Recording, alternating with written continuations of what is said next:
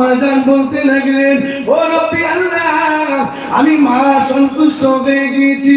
আমার ভাইজির এতটা আমাকে ভালোবাসে, আমার ভাইজির আমাকে এতটা মুহাব্বত করে। আল্লাহ পাক, আমি মা দোয়া করি আমার ভাইজিকে আপনার এক মাহবুব বান্দা হিসেবে গ্রহণ করে নেন। হযরতে বাইজিদ মুস্তামি রাহমাতুল্লাহ আলাইহি মা দোয়া করার পরে হযরতে বাইজিদ মুস্তামি মায়ের দোয়াতে আল্লাহ পাকের ওলি হয়েছিল। যুবকেরা, আমরা আমাদের মাকে কষ্ট দেই, আমরা আমাদের বাপকে কষ্ট দেই। না না না যুবক শোনো, যে মা 10 মাস 9 দিন গর্ভে রেখে কত কষ্ট করে তোমাকে লালন পালন করেছে, এই শীতের সময় মায়ের গায়ে কত পেশাব করে দিয়েছো, মায়ের কোলে কত পায়খানা ফেলে দিয়েছো, কিভাবে তোমার মাকে কষ্ট দাও, কিভাবে বাপকে কষ্ট দাও। আল্লাহ পাক কুরআনে জানিয়েছে, রব্বির গামহুমা কামা রব্বায়ানি সগীরা। বান্দারে, দুনিয়াতে যখন তোমার আব্বা চলে যাবে, তোমার মা চলে যাবে, কবরস্থানে গিয়ে দুটো হাত তুলে দোয়া চাও। কি দোয়া চাইবে? আমি আল্লাহ কোরআনে শিখিয়েছি, রব্বির গামহুমা কামা রব্বায়ানি সগীরা। আল্লাহ পাক দয়া করে মেহেরবানি করে আমার মা যেরকম আমাকে লালন পালন করেছে, আমার মা যেরকম আমাকে যত্ন করেছে, আমার বাপ যেরকম আমাকে দিনে দিনে কান্নাকাটি করে বড় করেছে, আল্লাহ পাক আমাকে মেহনত করে বড় করেছে, আপনি আমার আব্বা মার কবরটাকে আপনার রহমতের কোলে তুলিয়ে নিন। কিন্তু মা দুনিয়ায় থাকাকালীন মা বলেছে আমাকে খাবার দাও, মা বলেছে আমাকে একটু লাড্ডু কিনে আনো, মা বলেছে আমার জন্য একটু ফল কিনে আনো। সেই সময়তে আমরা দিতে পারি না, মা দুনিয়াতে চলে গিয়েছে। ওই সময় বলতে লাগে, আগে আমার মা বলেছিল লাড্ডু খাবার কথা, আগে আমার মা বলেছিল ফল খাবার কথা, আগে আমার মা বলেছিল দুমুঠো ভাত খাবার কথা। ওই সময় বলে কোনো লাভ না, যে সময় তোমার মা বেঁচে আছে, খেতে চেয়েছে, সেই সময় তোমাকে জবাতে হবে। চলে যাবার পরে মায়ের জন্য এরকম কোরআনের মাজলিস কায়েম করে মায়ের জন্য দোয়া করতে পারবেন। দুনিয়া যতদিন বেঁচে থাকবে ততদিন লক্ষ টাকা দায়িত্ব সন্তান তোমার। তোমার বাপ মাকে লক্ষ টাকার দায়িত্ব সন্তান তোমার। পাড়ার গ্রামের মানুষ দেখবে না দেখবে, তোমাকে লাভ দেখে লাভ নেই। পরের মেয়ের কথা শোনার সঙ্গে সঙ্গে তুমি 1-1.5 বছর হলো না আলাদা হয়ে যাচ্ছে, সংসার থেকে আলাদা হয়ে যাচ্ছে। সংসারে একসাথে থাকতে আর ভালো লাগে। এতদিন 25 বছর বিয়ে করুনি, এতদিন থাকতে ভালো লেগেছে, এখন আলাদা হয়ে একা রান্না খাও।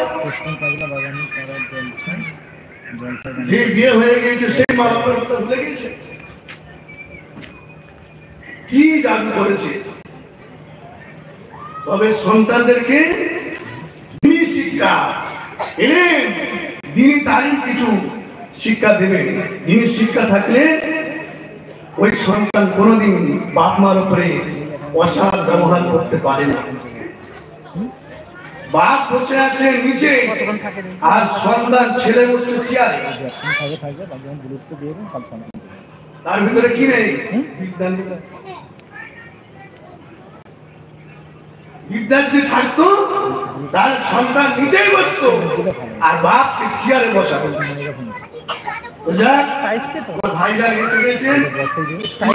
আলোচনা করবে, আমি ছোট্ট করে একটা গজল গায়ে বিশেষ করে দেবো। একবার দরুদ শরীফ, আল্লাহুম্মা সাল্লি আলা।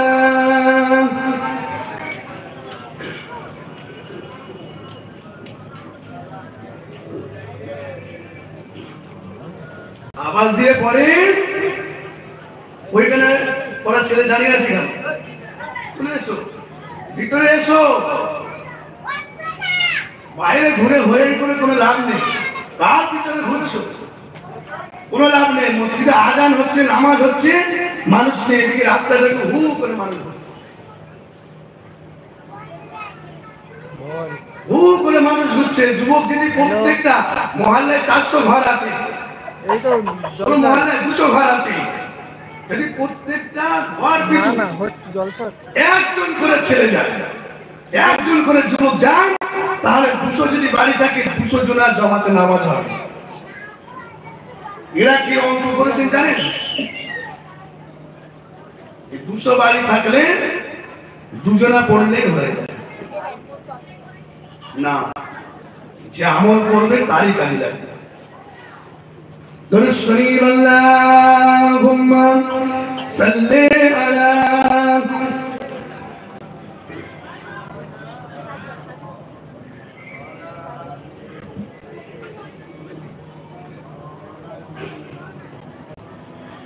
গোলাপ নীলম গাঁদা নীলম নীলম রজনীগন্ধা, গোলাপ নীলম গাঁদা নীলম নীলম রজনীগন্ধা, মনের সুখে মালা গেঁথেছি সকাল হতে সন্ধ্যা। সুবহানাল্লাহ বলুন। তোমরা যদি বলো তো কেমন ছিল, আজমারে বলছিল ওই খাওয়া দাওয়া করেন দুপুরে খাওয়া দাওয়া করেনি মনে হচ্ছে। আচ্ছা পরের বারে হবে, রেডি হও। গোলাপ নীলম গাঁদা নীলম নীলম রজনীগন্ধা, গোলাপ নীলম গাঁদা নীলম নীলম রজনীগন্ধা, মনের সুখে মালা গেঁথেছি সকাল হতে সন্ধ্যা। সাদা ফুলকে প্রশ্ন করি রঙটি কোথায় পেলে, সাদা ফুলকে প্রশ্ন করি রঙটি কোথায় পেলে, নবীজির দাঁত মুবারক সাদা ছিল বলে।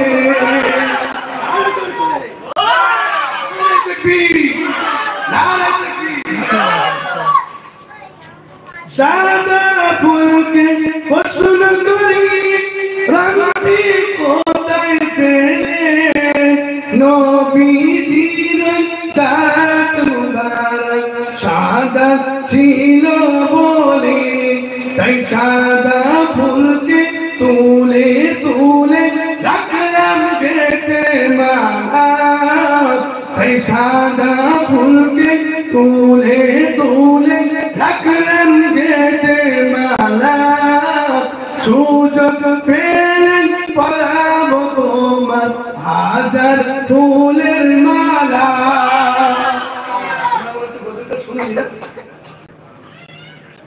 শুনেছ কত সুন্দর কবিতা, শুনে থাকো তাহলে আরো আওয়াজ দিয়ে বলে। গোলাপ নীলম গাঁদা নীলম নীলম রজনীগন্ধা, গোলাপ নীলম গাঁদা নীলম নীলম রজনীগন্ধা, মনের সুখে মালা গেঁথেছি সকাল হতে সন্ধ্যা।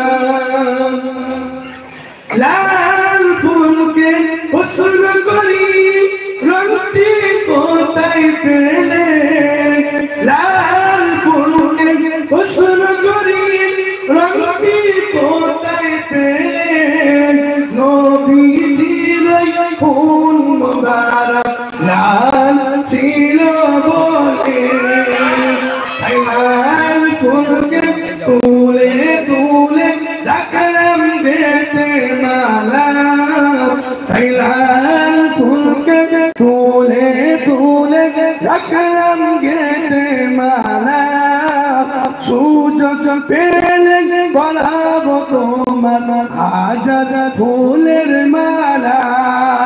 আল্লাহুম্মা সাল্লি আলা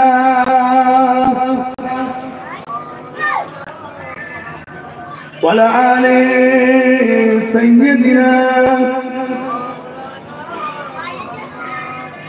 ছেড়ে দেবো না, একটা গজল গাইবো,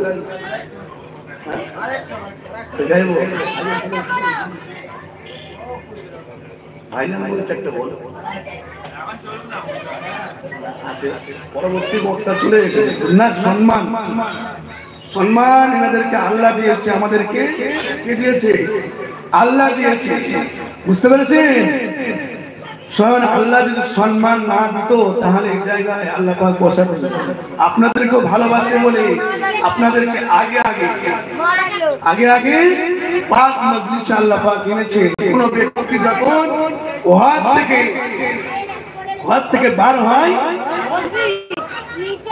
জলসার মাহফিলে, কুরআনের মাহফিলে এক একটা কদম ফেলে যখন আল্লাহ পাক, ওই কদম ফেলার বিনিময় আল্লাহ পাক ছোট ছোট গুনাহকে আল্লাহ মাফ করে দেয়। বলুন সুবহানাল্লাহ। আরেকবার দরুদ শরীফ পড়ি। আল্লাহুম্মা সাল্লি আলা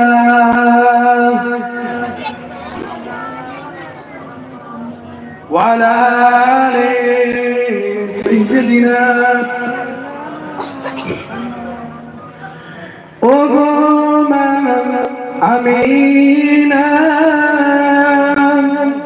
তোমার পুরে ঘরে রগমত খোদার পরে জোরে জোরে। মজাদার গজল, মানে অনেক আমিনার গজল। এখন তো গজল হচ্ছে না, কি হচ্ছে? একজন পাশের থেকে জিকির দিচ্ছে, আরো বাংলাদেশে ও বাবা সেই গজল গাইতে গাইতে জিকির গাইতে গাইতে মজলিস থেকে উঠে এত ভালোবাসায় স্পিচে লাগাচ্ছে।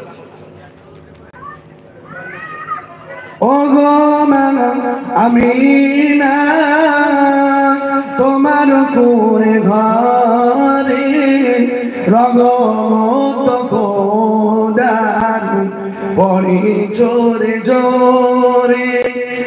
আমার মাঝে দেখতে গেলাম আম্মা জান সাথে, আম্মা তাগাত বিদায় নিলেন ফিরে আসার পথে। ও গো মা আমিনা, তোমার পুরে ঘরে রগমত খোদার পরে জোরে জোরে। আল্লাহুম্মা সাল্লি আলা।